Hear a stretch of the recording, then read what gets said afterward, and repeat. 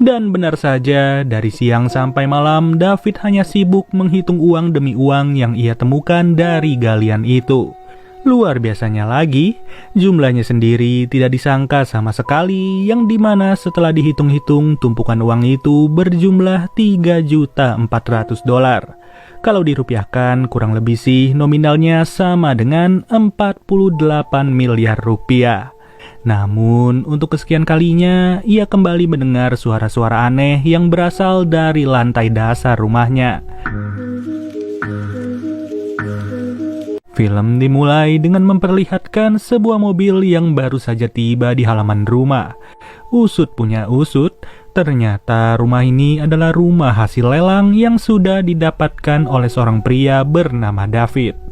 Di hari pertamanya beres-beres, ia cuma ditemani oleh anaknya yang bernama Jessica karena David sendiri sudahlah cerai dengan istrinya. Pada awalnya sih, semua masihlah terlihat normal dan tidak ada yang mencurigakan sama sekali. Meskipun ia tidak sengaja menemukan selembar uang dengan nominal $100 yang tergeletak begitu saja di dalam sebuah gudang. Merasa lumayan, David langsung menggunakan uang tersebut untuk membeli hidangan makan malam yang akan disantap bersama anaknya. Sambil makan, Jessica bercerita kepada ayahnya bahwa ia sedang dekat dengan seorang pria bernama Zack. Di sisi lain, David tidak terlalu peduli dengan hal itu karena ia sedang memikirkan kondisi toilet di rumahnya yang belum bisa dipakai sama sekali. Maka dari itulah ia berencana untuk memasang septic tank baru tanpa menggunakan jasa dari para tukang. Setelah mereka makan, Jessica pun sudah harus pergi dari rumahnya David karena hari sudah terlalu malam. Dari sini diketahui bahwa David hanya tinggal sendirian tanpa ditemani seorang istri maupun anaknya yang sudah dewasa. Esok paginya, David kedatangan seorang kakek-kakek bernama Alan yang sengaja dipanggil oleh David sendiri. Yang dimana kakek ini merupakan perancang taman yang sangat handal dan dibayar mahal oleh David untuk mendekorasi halaman rumahnya.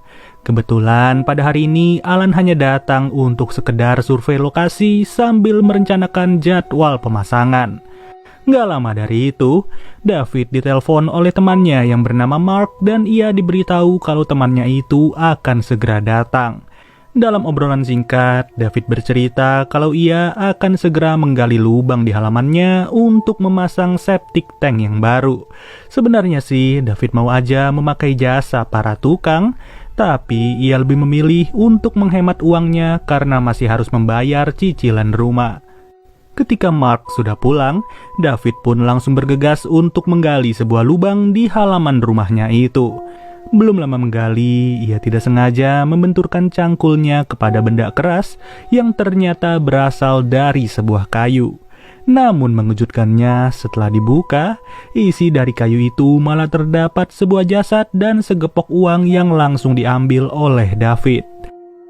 Merasa tidak percaya, David pun menemukan sebuah fakta bahwa uang tersebut bukanlah uang mainan. Hanya saja, semenjak kejadian itu, David selalu mendengar suara-suara aneh yang berasal dari dalam rumahnya ketika hari sudah malam. Pada pagi harinya, David memulai lagi aktivitasnya secara normal yang dimana ia bekerja di sebuah perusahaan yang bergerak di bidang game Android. Kabar baiknya, atasan David yang bernama Mr. Wu sangatlah kagum dengan kinerja David yang begitu efektif. Alhasil, David diberikan satu tugas terakhir yang harus ia selesaikan sebelum Mr. Wu menaikkan jabatan dari David sendiri. Sepulang dari kantor, David kembali melanjutkan tugasnya untuk membersihkan kolam renang maupun halaman rumah yang sudah begitu kotor. Pada situasi ini, ia malah penasaran dengan kondisi dari kayu itu serta membongkar lagi galian tersebut untuk mencari lembaran uang. Dan benar saja, dari siang sampai malam, David hanya sibuk menghitung uang demi uang yang ia temukan dari galian itu. Luar biasanya lagi, jumlahnya sendiri tidak disangka sama sekali, yang dimana setelah dihitung-hitung, tumpukan uang itu berjumlah $3.400.000.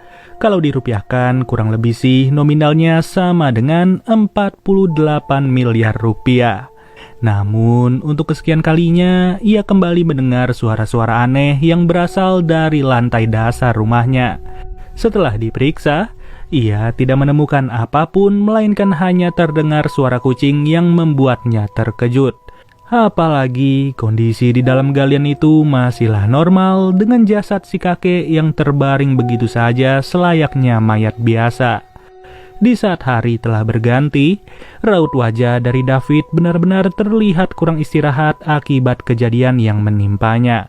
Hal itu sudah jelas membuatnya tidak fokus sama sekali, apalagi ia sendiri belum sempat untuk mengerjakan tugasnya sedikit pun. Sesampainya di rumah, David pun kembali dikejutkan dengan suara-suara aneh yang berasal dari halaman rumahnya. Seketika itu juga, ia merasa bahwa mayat kakek itu masihlah hidup dan ia langsung mengambil uang-uang tersebut untuk dikubur kembali. Bahkan, perasaan tidak nyaman terus-menerus menimpa hari-hari David saat ia sedang beraktivitas sekalipun. Ujung-ujungnya, David sengaja pulang ke rumahnya itu untuk mencari tahu sebuah maksud dari pintu yang berada di dalam gudang. Tapi sayang, belum selesai melakukan hal tersebut, ia pun harus dibikin panik dengan kabar dari Alan yang akan berkunjung 2 hari lagi. Padahal David sama sekali belum menggali lubang yang cukup dalam, apalagi membuat septic tank baru yang sudah ia rencanakan. Alhasil, David pun harus membongkar lagi galian itu dan ia malah menemukan sebuah dompet kosong serta satu kunci yang disimpan oleh mayat tersebut. Namun, hari-hari David semakin menjadi buruk ketika ia terus merasa diganggu pada setiap waktunya. Mau nggak mau, David yang kurang tidur pun langsung meminta izin untuk tidak datang ke kantor.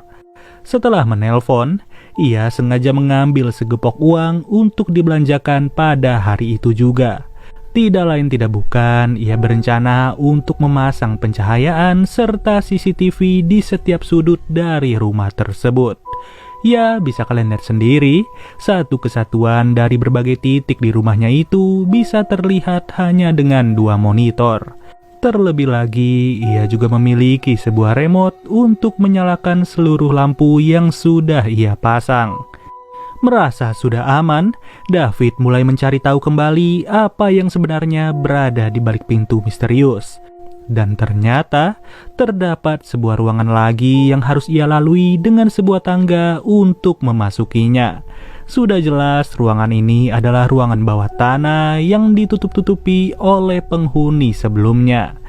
Ketika sampai di bawah, David kembali dikejutkan dengan banyaknya kantong-kantong berbau busuk yang tergeletak begitu saja.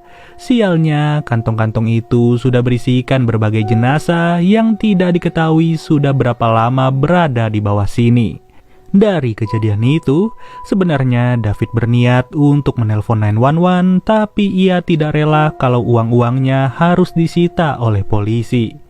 Singkat cerita, David terpaksa untuk bangun dari tidurnya karena ia kembali mendengar suara-suara aneh. Namun tiba-tiba listrik di rumahnya itu malah padam secara mendadak di saat ia ingin memantau CCTV. Tidak lama dari kejadian itu, listrik pun kembali normal lagi dan ia langsung dikejutkan dengan kehadiran si kakek yang sudah berada di depan kamarnya. Yang bikin lebih serem, kakek itu terlihat seperti memantau aktivitas David yang sudah menyadari keberadaannya pada saat itu. Benar saja, David pun mau gak mau harus mengejar si kakek itu yang mencoba kabur dari pantauannya. Namun naas, David malah terkena beling dari gelasnya sendiri yang sempat terjatuh pada malam hari. Dengan kondisi kaki yang penuh luka, ia pun tetap memaksakan diri untuk datang ke galian tersebut sambil membawa tongkat kasti. Karena ia sudah merasa lelah dengan semua ini, David pun sampai-sampai tertidur pulas di atas jasad dari kakek tersebut. Ya, bayangin aja, kagetnya udah kayak apa kalau tiba-tiba sudah terbangun di atas mayat yang membusuk. Merasa dikerjai habis-habisan, David pun mulai beranjak dari lubang itu untuk bersiap-siap pergi ke kantornya. Namun lagi-lagi, ia kembali melihat sosok si kakek yang sedang berdiri sambil menatapnya secara serius. Dari sinilah David tidak ingin lagi menyia-nyiakan waktunya dan ia langsung mengejar kakek tersebut. Tapi siapa sangka, mayat dari si kakek masihlah terbaring di dalam lubang tanpa memperlihatkan gerak-gerik bahwa ia masih hidup. Pada situasi seperti ini, David pun mulai mengambil gergaji mesin yang sengaja ia gunakan untuk memotong kaki dari mayat itu. Sudah jelas ya, David ini sebenarnya mengalami halusinasi yang begitu ekstrim karena ia merasa bersalah sudah mengambil uang-uang tersebut. Tentu perasaan itu juga mulai menghancurkan mentalnya secara perlahan, sampai-sampai ia malah memaki Mr. Wu dengan kata-kata kasar. Jadinya David pun harus juga kehilangan pekerjaannya pada hari itu dengan cara yang tidak wajar. Setelah diusir dari kantor, pikiran David mulailah semakin kacau dan ia pun tidak akan membiarkan siapa saja untuk mengambil uang-uangnya. Begitu juga situasinya dengan Alan yang sudah berada di halaman rumah David, walaupun ia sendiri tidak bermaksud untuk mengambil uang-uang itu. Alhasil, Alan yang tidak bersalah sama sekali malah harus dibantai habis oleh pelanggannya sendiri. Dari sinilah kita sudah diberikan sebuah gambaran bahwa David mulai mengalami penurunan moral setelah ia berkelimpahan uang. Bahkan ia rela melakukan apa saja akibat obsesinya yang sudah begitu parah terhadap uang-uang tersebut. Sampai-sampai ia tidak bisa lagi membedakan mana orang yang peduli dengan dirinya maupun orang yang tidak peduli sama sekali. Dengan hilangnya nyawa dari Alan dan juga Mark pada saat itu, David malah semakin membabi buta untuk menutupi segala perilakunya. Ujung-ujungnya, ia menjadi orang yang panik sendiri sambil kebingungan untuk menyimpan uang-uang tersebut. Tingkat ketidakwajarannya juga semakin parah ketika David mengajak tumpukan uang itu untuk menonton sebuah film. Ya, bisa dibayangkan, inilah jadinya jika ia tidak pernah bercerita ke anaknya sendiri maupun bercerita kepada teman dekatnya. Sampai suatu waktu, David kehadiran seorang tamu yang mendatangi rumahnya dan ternyata laki-laki ini adalah Zack yang merupakan pacar dari Jessica. Namun naas, kedatangan Zack tidaklah disambut dengan baik oleh David karena ia dianggap ingin mengambil seluruh uangnya. Parahnya lagi, Zack yang sudah berlumuran darah pun harus dibungkus secara hidup-hidup ke dalam kantong besar yang ia gunakan untuk membungkus mayat. Padahal kalau dipikir-pikir, Zack cuma ingin bertamu ke calon mertuanya yang sudah ia tunggu-tunggu dari jauh hari.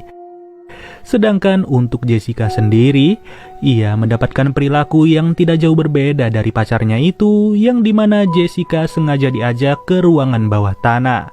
Tentu saja, di tempat inilah David langsung memukul anaknya sendiri tanpa menyadari apa yang sudah ia berbuat. Ia benar-benar sudah terlihat tidak normal karena ia menganggap seluruh orang ingin mengambil uang-uangnya itu. Sampai di suatu momen, David mulai menyadari apa yang sudah ia perbuat dan ia pun ingin mengakhirinya pada saat itu juga. Lebih tepatnya, David langsung berlari meninggalkan anaknya itu tanpa memberitahu apa yang akan ia lakukan. Kalau dilihat-lihat, David malah sengaja menggunakan pakaian rapih dan langsung berjalan menuju lubang tersebut. Ya, bisa dibilang ia ingin menutup perbuatan ini dengan cara yang sama dari pemilik rumah sebelumnya. Dengan kata lain, apa yang dirasakan oleh David pernah juga dirasakan oleh orang-orang yang pernah menghuni rumah ini. Alhasil, jasad kakek-kakek yang ditemukan oleh David adalah penghuni terakhir dari tindakan serupa yang tidak berujung bahagia. Namun kali ini, rantai permasalahan itu bisa saja terputuskan apabila ada seseorang yang mengetahui keberadaan Jessica. Dan tentunya polisi juga harus menemukan jejak-jejak si David agar semua masalah bisa terselesaikan.